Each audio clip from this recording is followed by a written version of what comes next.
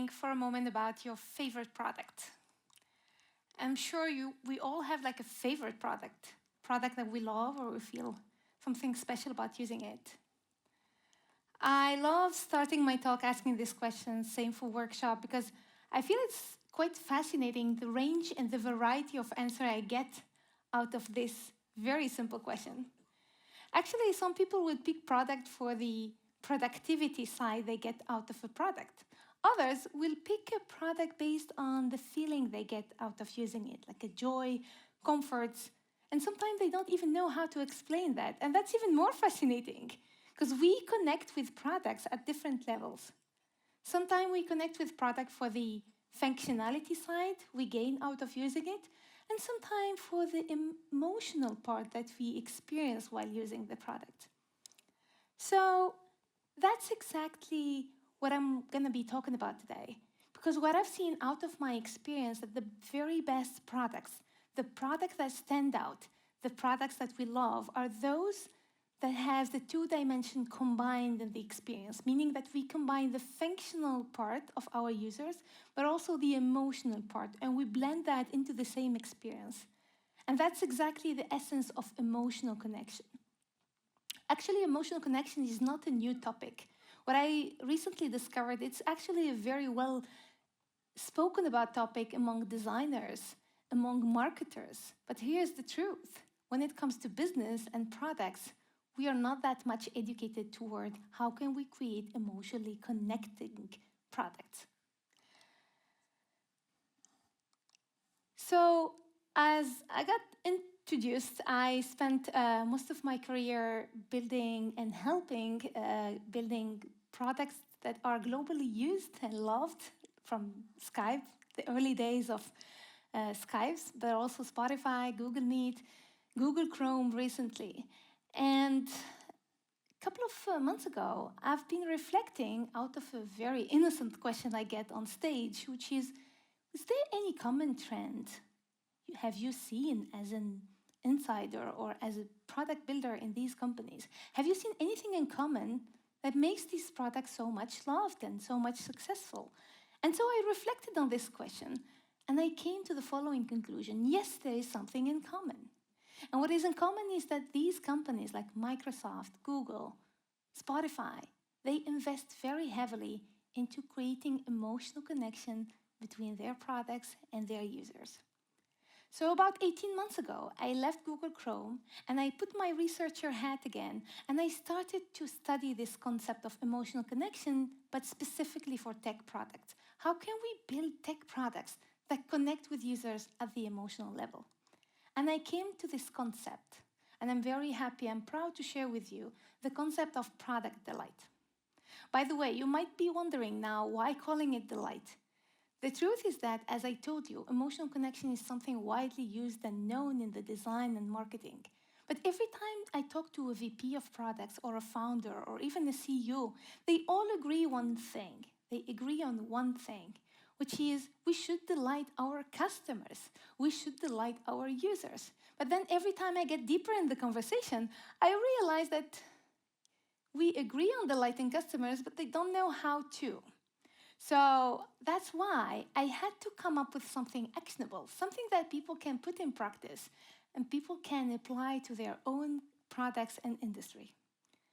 So let's get to this delight concept.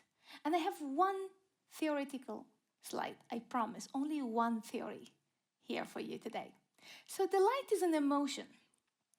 And there's been a professor called Professor Plutchik who actually conceptualized delight into like a wheel of emotions. And he actually conceptualized delight as a secondary emotion. And he said that delight is a combination of two primary emotions. Could you guess what are these two primary emotions that create delights? You can shout. Happiness? Surprise. Absolutely. Actually, delight is a combination of joy plus surprise. I want you to feel it for a moment. If you are in a moment experiencing at the same time joy and surprise, then you are delighted. That was my unique theory slide. Now, let's get to how can you put that feeling, that joy, that surprise into your product. I came to these 3 pillars of delight. And I'm going to share these 3 pillars of delight with you, but with stories, some personal stories, so you get the best out of that. The 3 pillars are the following. Number 1, removing friction. Number 2, anticipating needs. And number 3, it's about exceeding customers' expectation. What is removing friction? Actually, when we use a product, any product, we go through a journey. And that journey is actually a journey of emotion. We might be excited, we might be happy, we might be frustrated, we might be anxious. It's really important to identify these, what we call valley moments, like moments where we're not at the best part of emotions, but also peak moments. Because these are moments of delight. We connect with users at the emotional level at this moment better than any other moment in the journey. Here's the story I have for you. A couple of months ago, I went to Stockholm for a business trip. And so I took the opportunity to meet with some ex-colleagues from Skype and Spotify. I have some ex-colleagues here as well. And so we went to a place called Griffin's. It's not like the best restaurant on earth. It has like a good food and good service, but the reason why I'm sharing this with you is because there was one particular moment that we all hate when we go to a restaurant with ex-colleagues or ex-friends. It's the bill. Because that's the moment where you start to wonder, are we going to split the bill? Are we going to pay separately or evenly? Who had wine? Who did not? And as all those awkward thoughts were crossing my mind, the waiter came and she placed actually a QR code. We all had to do is to scan the QR code, get the entire bill on the app, and pay in a complete seamless way. Sharing this story is because it's exactly the kind of stories that turns what was supposed to be an awkward moment into almost let's say, an enjoyable or delightful payment experience. All right, what's the second pillar? The second pillar, as I said, is anticipating need. Here's the thing, I want you to remember something. I said earlier that in delight there is the concept of surprise. However, if you meet users' need, you're not surprising them. People are telling you exactly what they need from you, and you're honoring their needs. That's good, but that's not surprising. That's not delightful. You need to go beyond. You need to anticipate those needs. Here's the second story I have for you. Another personal story. A couple of months ago, my family and I went on a family trip to Singapore. And as soon as we landed to Singapore, we realized that, my French mobile app or plan do not work in Singapore. So of course, a couple of options. One is you accept extreme high roaming fees. Nobody's happy with that. Or you figure out how to find a local eSIM And that's exactly the moment when I saw my husband getting his phone and getting to the Revolut app and exactly activating an eSIM from a Revolut app. By the way, Revolut is a digital bank. Who is expecting an eSIM on a digital bank? But here's the story. I honestly don't think any of the Revolut users asked Revolut to have an eSIM on their app. But Revolut knows exactly their users. They know that most of their users are expat, they are travelers. And so what could be one of their basic needs? eSIM. And by the way, since that time, I've seen that they added things like booking hotel or like booking flights. It's going crazy on this app. So that's the essence of anticipating need. The third pillar, which is exceeding expectation. Again, we don't want to meet users' expectations. That's not joyful. We want to exceed. We want to go beyond. And the third story I have, again, another personal story that happened to me a couple of weeks ago. I was trying to get to the train station to catch my Eurostar to London from Paris. And I was late. I was a bit stressed, so I ordered an Uber. And the Uber driver, for reason I have no idea why, actually canceled while coming to my place. So I got even more stressed, and so I was saved because there was a taxi driver passing in front of my place during that time. So I jumped into the taxi. I forgot about the Uber. Here's the following part of the story. As soon as I arrived at the train station, I checked my Uber app and I realized that when the first driver canceled the trip, Uber assigned me a second driver. And so the second driver came to my place, charged me for the waiting time, and charged me for the trip that I ordered but I didn't took. Of course, it's not a great surprise.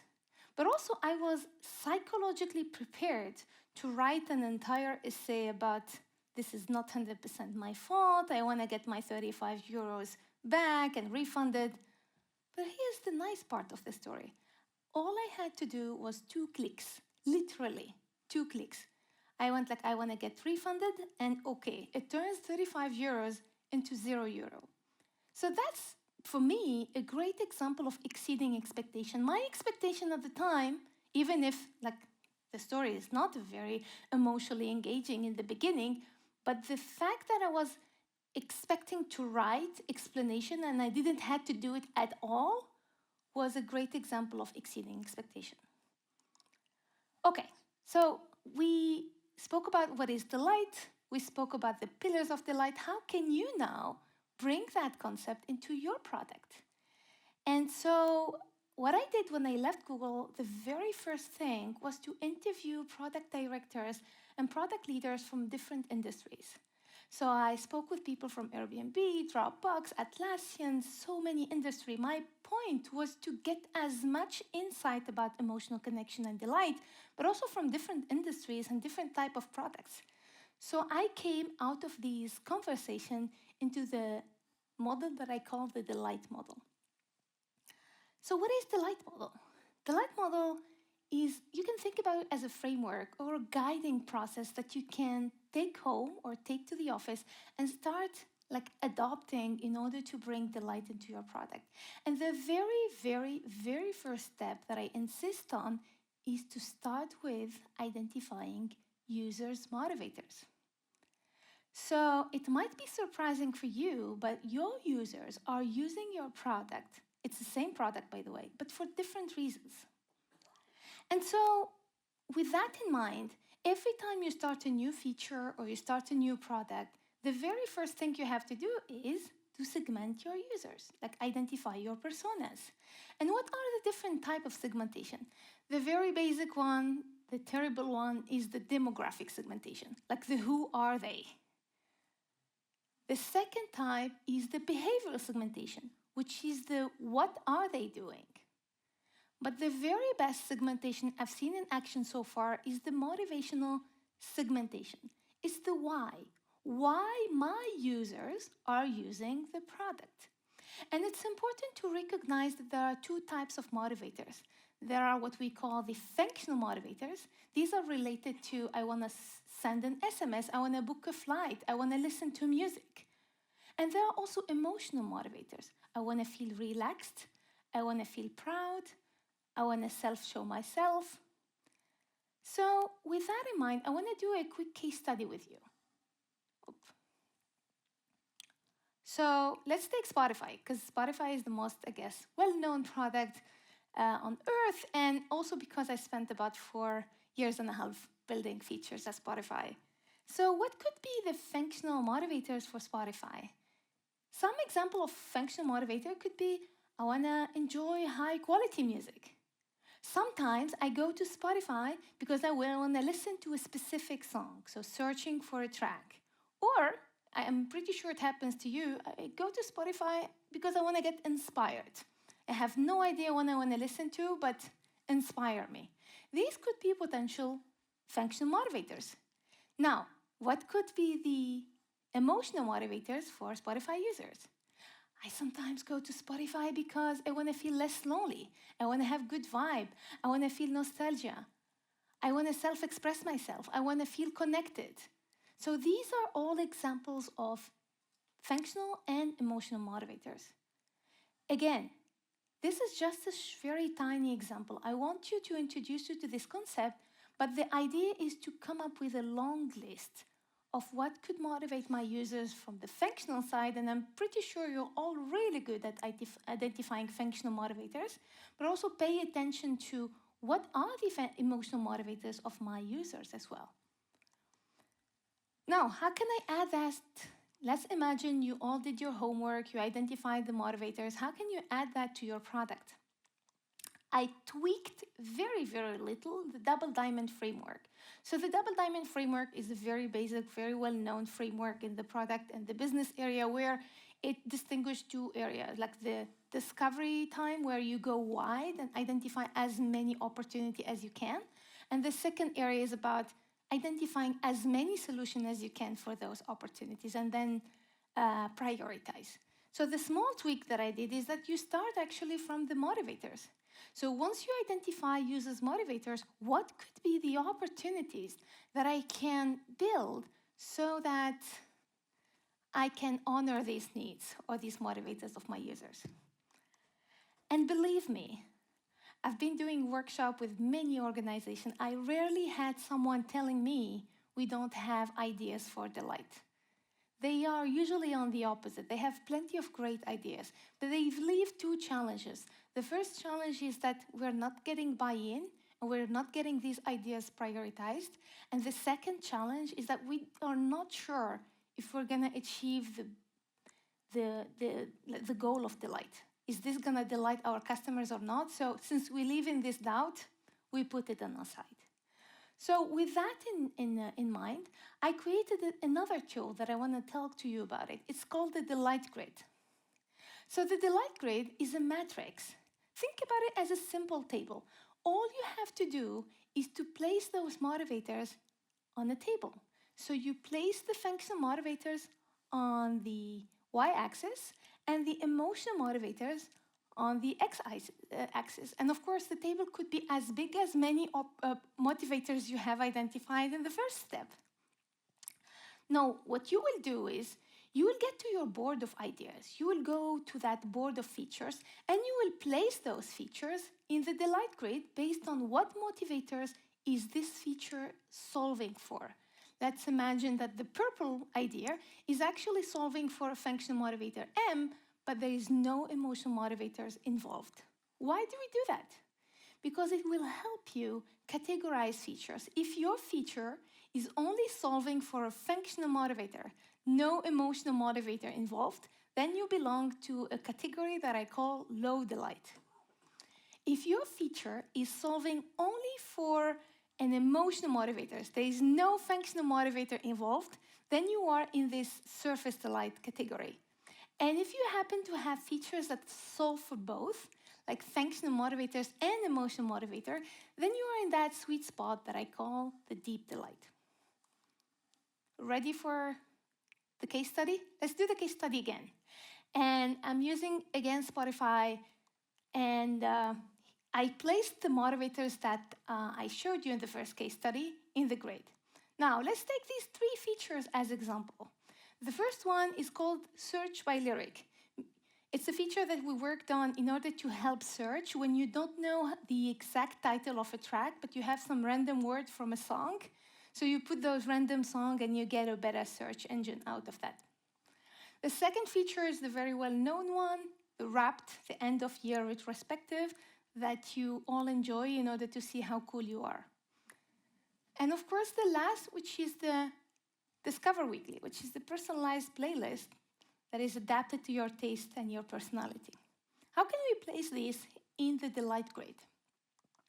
So a feature like Search by Lyric is very much attached to the motivator, the function motivator of searching for an audio content. But there is no emotion motivator involved in it. So it's a low delight.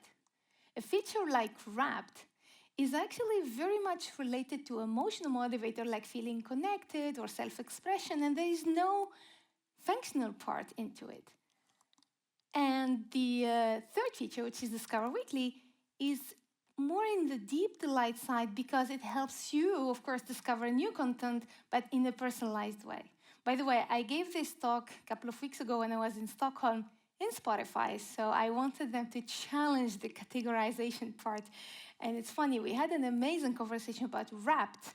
Wrapped is a pure surface delight feature, but the benefit that Spotify had out of Wrapped, like more than 20% app download just from a surface delight feature, is something insane. Okay, now you should be wondering, like, how do we do with these three categories? How much of these should I put in your roadmap? And my conclusion, I came to this recommendation. It's called the 50-40-10. It's a 50-40-10 recommendation that is based on the fact that best product I've seen so far are those who put a nice bouquet of the three category. Don't get me wrong. I'm not here to say like only focus on surface delight or only deep delight. You have to put the three type of category into your roadmap. Think about 50% of your roadmap should look like low delight. Yes, it's about functioning first of all, right? 40% ideally should be to deep delight. And why not? Why not 10% of surface delight to bring that personality and that brand and that joy to the product? Okay, so now we're getting closer to the end of the talk, and I want to share a few delighters. Some like ideas to inspire you maybe tomorrow how you can bring delight into your product. The very first one is the most obvious one. It's personalization. There is nothing more emotionally engaging as when we interact with a product that feel like personalized to our taste and our preferences. I mean, that's why Starbucks struggle writing our weird name on a cap, because we don't want to be called number 35, your coffee is ready. I mean, it's not about the name, it's about the preferences, the taste. So that's why feature like Discover Weekly, Netflix recommendation are so successful. Number 2 is about celebration. Yes, remember earlier I told you there is like peak moments and low valley moments? I mean, the peak moments are great opportunity to connect with users at the emotional level. And I have this great story because I use Airbnb like as a guest, but also as a host. I have a small place that I put for rent on Airbnb. And something I always target and I try to achieve is having the superhost badge. And you have to work very hard to be superhost, and Airbnb reassess your ability to be superhost every 3 months based on reviews and experiences. And every 3 months, every time I open the app and I'm renewed as a superhost, the app turns into confetti. It might sound surface for you, but I love these moments because I feel the app is recognizing the effort I've been putting into that goal.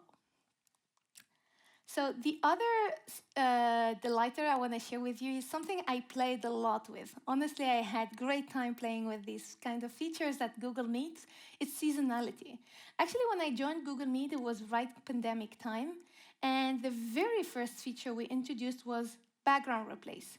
So we first introduced background replace as a static image, but then we started introducing like a seasonal background, Diwali background, Ramadan background, Christmas background, Easter background, even Olympic game background. And these kind of features created so much success in the product adoption, like overall, because it creates this curiosity, but also allowed people to feel represented and connected to the product. So why not? And the third, last delighter I want to share with you, and I left it to the end because it's my very favorite. It's called humanization. What does it mean? It's about you asking the following question. If my product was a human, let's imagine we're back on time, no AI, no technology, nothing. How would the experience would be better? So now you should be wondering why Nesrine is putting a Dyson vacuum cleaner here on the screen while talking about humanization. It's actually because I spoke with a guy called Andy Nesling. He used to be the VP of product at Dyson. And at that time, I told Andy, like, hey, Andy, like, how the hell do I feel so proud about using my vacuum cleaner? I would even show it to my guests, and I'm super happy about having a Dyson. And he said something quite interesting. Andy told me that at Dyson, they never compare their vacuum cleaner to competitors like Bosch or Electrolux or whatever. They actually got obsessed about comparing their robots to what if you hire a real person to come and clean your house? Because if you hire someone to come clean your house, you might like ask the person to start with a certain room or clean in a certain way. So they get inspired by this, like the best way of cleaning the house. And actually, this is exactly reminded me what we did at Google Meet. We rarely, if it's never, compared Google Meet to Zoom or Teams. We were always comparing Google Meet to what if we're having this meeting all together in the same room? How would the experience would be better? By the way, these kind of reflection allowed us to ship features like raise hand or emoji reactions. They are all coming from this kind of reflections. I want to highlight one thing as we're getting closer to the end. Delight is not something, like it's not about sprinkling joy on top of utility. It's not one thing that you add and then you go back to your must-have. It's a culture. It's something that you need to foster. And I've seen the best company having like delight as pillars or our principles and guidings so that they can get and refer themselves to. And I usually, during my 15 years building product at Spotify, Google, and Microsoft, we had these kind of ceremonies, like hack days, and these are opportunity to foster innovation and like get it part of the routine. So now I'm inspired by that, and I'm advocating for delight days. So delight days are, again, could be opportunities for you to implement and think about how can you delight your customers with the delight model concept. So about 15 months ago, as I told you, I left Google, and I quickly realized that this topic is much bigger to be just limited to talks and workshops. So I started writing a book about it. And I'm super excited to share that the book Product Delight is now available. It is available on Amazon, but also good for you because I brought copies. You can meet me upstairs, and I brought some copies for you. I can happily sign them for you. With that, okay, this shows very weirdly, but I want to get you with 3 key messages. If you want to leave the topic, I want you to remember these 3 points. One is, delight is not a nice to have. Not anymore. If you want to stand up, if you want to distinguish yourself, it's not a nice to have. It is a must have. This is exactly your competition mark. The second part is delight is not a buzzword anymore. It is actionable. You have a framework, you have tools, you have steps that you can follow. And the last point is about delight is a culture. It's not a one-off. It is a culture, and I'm very happy, of course, to help you set this culture in your organization. With that, I'll leave you with some connection emails, websites. Feel free to reach out to me for any request or any help. You can even subscribe to the Delight Tips newsletter, and you can find the slides from today. And I'm happy to take questions if you have some for me.